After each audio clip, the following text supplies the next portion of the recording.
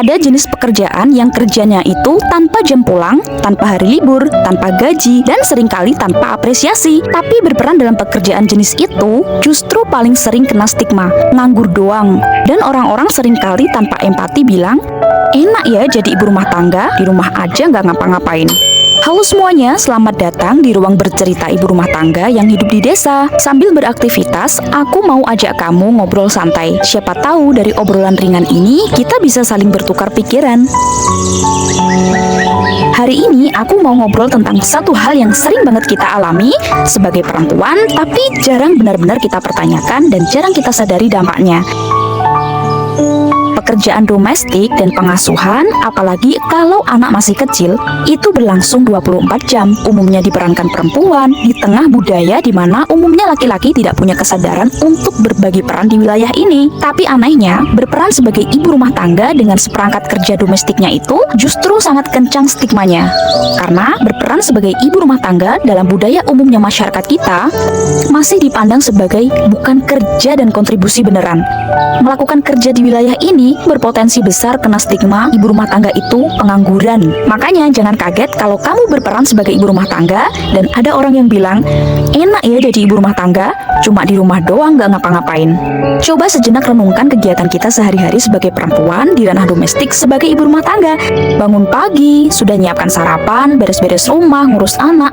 Kadang malah banyak perempuan karena kondisi tertentu di tengah peran gandanya sebagai ibu rumah tangga yang tanpa adanya pembagian peran di dalamnya itu, masih juga ada yang punya waktu dan energi untuk nyambi berwirausaha supaya mandiri finansial. Semua rutinitas ibu rumah tangga itu berlangsung terus saben hari. Gak ada jam pulangnya, gak ada istilah cuti. Bahkan ketika badan lagi capek atau sedang sakit sekalipun, tetap perempuanlah yang dituntut memerankan semuanya. Tapi menariknya, semua itu sering dianggap hal yang biasa aja, kayak sudah otomatis gitu. Hanya bagian perempuan yang laki-laki kadang gak merasa perlu terlibat di dalamnya. Bahkan umumnya orang nih, membaca peran ibu rumah tangga kadang gak dipandang sebagai bentuk kontribusi dan kerja beneran. Kenapa? Kenapa ya? Ya karena kita hidup di dalam budaya yang hanya menghargai dan mengapresiasi jenis kerja yang bisa diuangkan. Semua aktivitas yang tidak menghasilkan penghasilan langsung jadi terlihat seolah-olah tidak bernilai. Dan dalam umumnya kehidupan masyarakat kita, peran sosial di wilayah domestik yang sebenarnya bisa dilakukan siapa aja tanpa pandang bulu ini malah dipandang sebagai kodrat perempuan dan hanya bagiannya perempuan saja. Nah, di sini sebenarnya ada cara pandang yang perlu kita pertanyakan. Seolah-olah sesuatu itu baru layak disebut sebagai kerja dan kontribusi beneran kalau ada upahnya, kalau bisa diuangkan. Padahal nih, kalau semua pekerjaan domestik kayak masak, bersih-bersih, ngasuh anak, itu harus dibayar atau diuangkan gitu, nilainya jelas tidak kecil. Oh, kalau nyewa ART nggak murah kan ya? Masalahnya, ukuran yang umumnya masyarakat pakai seringkali sempit banget. Sesuatu baru disebut kerja kalau menghasilkan gaji. Lah, karena pekerjaan domestik dianggap kodrat atau tugas alaminya perempuan dan secara kasat mata emang nggak secara langsung menghasilkan gaji gitu ya.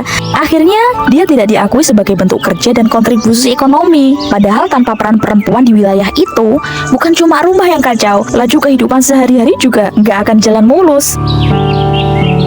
Ketika seseorang terus-menerus mengerjakan pekerjaan domestik tanpa jeda, tanpa pengakuan, tanpa pembagian peran yang adil di dalamnya, waktu, energi, fisik, dan mental perempuan bisa terkuras. Dan ini bukan sekedar soal capek ya, dan juga bukan soal mengeluh. Energi perempuan sebenarnya bisa dipakai untuk banyak hal lain di luar kerja domestik dan pengasuhan kalau memang ada pembagian peran yang adil di dalamnya. Misalnya, kalau ada kesadaran pembagian peran dari laki-laki dalam rumah tangga, perempuan bisa belajar hal baru, mengembangkan diri, atau bahkan mencari penghasilan sendiri tanpa harus selalu nunggu diberi oleh suami. Tapi karena hampir semua waktu dan tenaga perempuan sudah habis di pekerjaan domestik, tanpa ada yang mau berbagi peran yang berarti di wilayah itu, ruang aktualisasi diri perempuan itu jadi sempit. Bukan karena perempuan tidak mampu loh ya, tapi karena tidak punya kesempatan dan ruang aman yang cukup untuk hal lain di luar pekerjaan domestik.